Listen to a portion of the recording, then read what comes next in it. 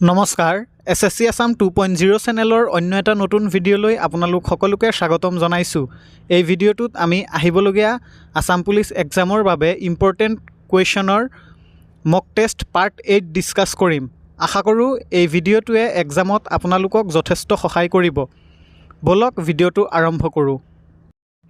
আমাৰ ফাৰ্ষ্ট কুৱেশ্যনটো হ'ল কৰ্ণালৰ যুদ্ধ কোন চনত সংঘটিত হৈছিল?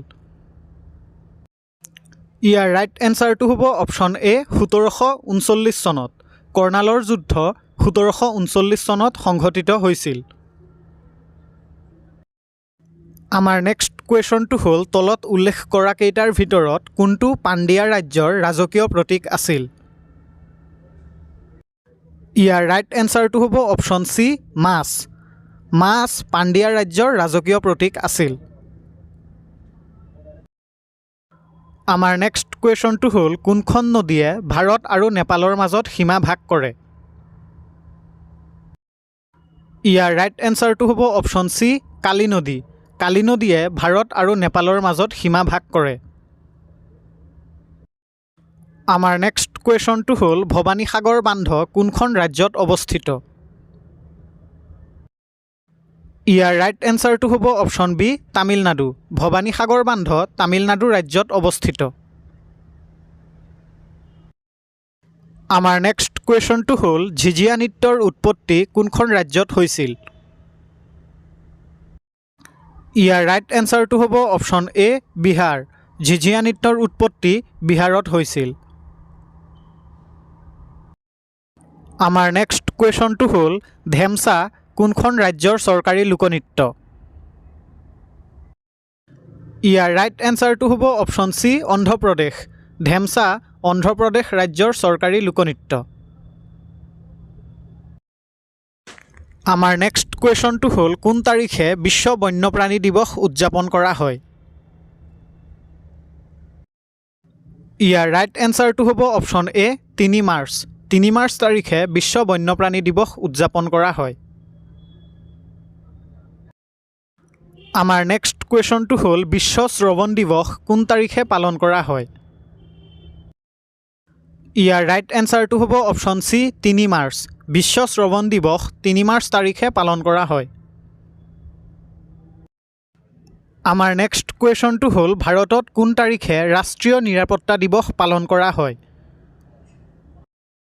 ইয়াৰ ৰাইট এনচাৰটো হ'ব অপশ্যন চি 4 মাৰ্চ। ভাৰতত 4 মাৰ্চ তাৰিখে ৰাষ্ট্ৰীয় নিৰাপত্তা দিৱস পালন কৰা হয়। আমাৰ নেক্সট কুৱেশ্যনটো হ'ল পূৰ্ণ সাৰ্বজনিক সভাৰ প্ৰতিষ্ঠাপক কোন আছিল? ইয়াৰ ৰাইট এনচাৰটো হ'ব অপশ্যন এ মহাদেৱ গোবিন্দ ৰানাডে। পূৰ্ণ সাৰ্বজনিক সভাৰ প্ৰতিষ্ঠাপক আছিল মহাদেৱ গোবিন্দ ৰানাডে। আমাৰ নেক্সট কুৱেশ্যনটো হ'ল তলত উল্লেখ কৰা কোনটো বিশ্বৰ সৰ্বোচ্চ ৰেল দলং? ইয়াৰ ৰাইট এনচাৰটো হ'ব অপশ্যন চি চেনাব দলং। বিশ্বৰ সৰ্বোচ্চ ৰেল দলংখন হ'ল চেনাব দলং। আমাৰ নেক্সট কুৱেশ্যনটো হ'ল বেনাৰঘাট্টা ৰাষ্ট্ৰীয় উদ্যান কোনখন ৰাজ্যত অৱস্থিত? ইয়াৰ ৰাইট এনচাৰটো হ'ব অপশ্যন ডি কৰ্ণাটক।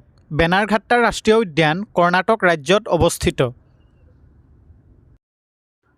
আমাৰ নেক্সট কুৱেশ্যনটো হ'ল তলত উল্লেখ কৰা কোনটো ওমানৰ ৰাজধানী? ইয়াৰ ৰাইট এনচাৰটো হ'ব অপশ্যন এ মাস্কাট। মাস্কাট ওমানৰ ৰাজধানী। আমাৰ নেক্সট কুৱেশ্যনটো হ'ল জাতিৰ বিনাশ এনিহিলেশ্যন অফ কাষ্ট গ্ৰন্থখন কোনে লিখিছিল? ইয়াৰ ৰাইট এনচাৰটো হ'ব option A doctor Bhimrao Ambedkar. জাতিৰ বিনাশ এনিহিলেশ্যন অফ কাষ্ট গ্ৰন্থখন ডক্টৰ ভীমৰাও আম্বেদকাৰে লিখিছিল।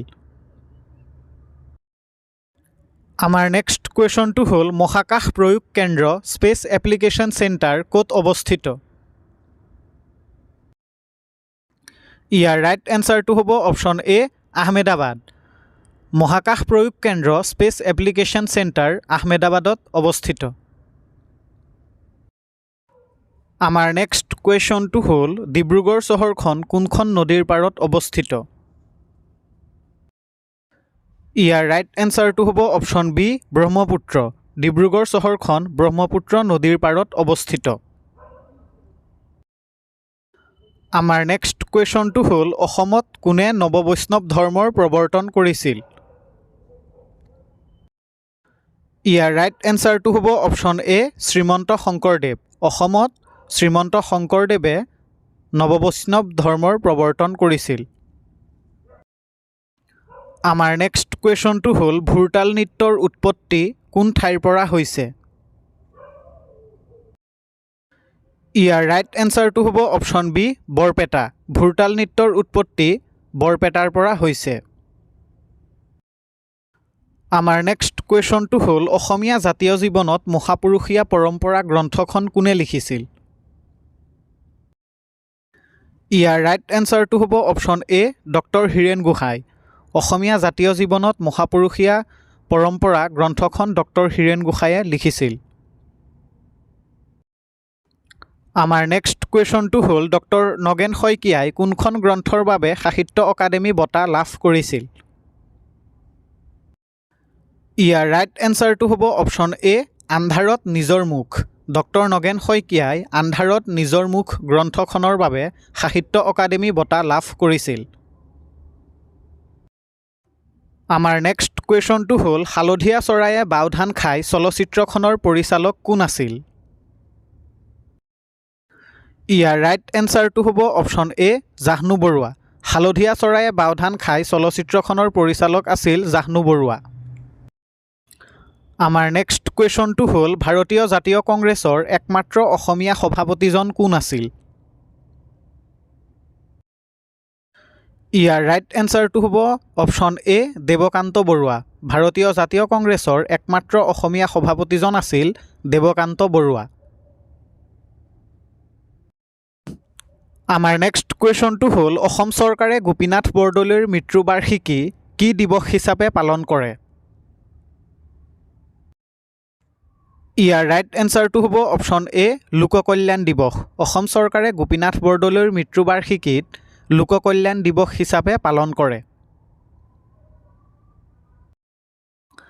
আমাৰ নেক্সট কুৱেশ্যনটো হ'ল তলত উল্লেখ কৰা কোনখন চহৰক অসমৰ চাহ চহৰ বুলি জনা যায়?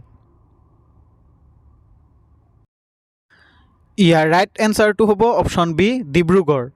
ডিব্ৰুগড়ক অসমৰ চাহ চহৰ বুলি জনা যায়। আমাৰ নেক্সট কুৱেশ্যনটো হ'ল অসমত ব্ৰিটিছৰ বিৰুদ্ধে 1942 চনৰ আন্দোলনত প্ৰথম শ্বহীদ কোন হৈছিল? ইয়াৰ ৰাইট এনচাৰটো হ'ব অপশ্যন এ কনকলতা বৰুৱা। অসমত ব্ৰিটিছৰ বিৰুদ্ধে 1942 চনৰ আন্দোলনত প্ৰথম শ্বহীদ কনকলতা বৰুৱা হৈছিল।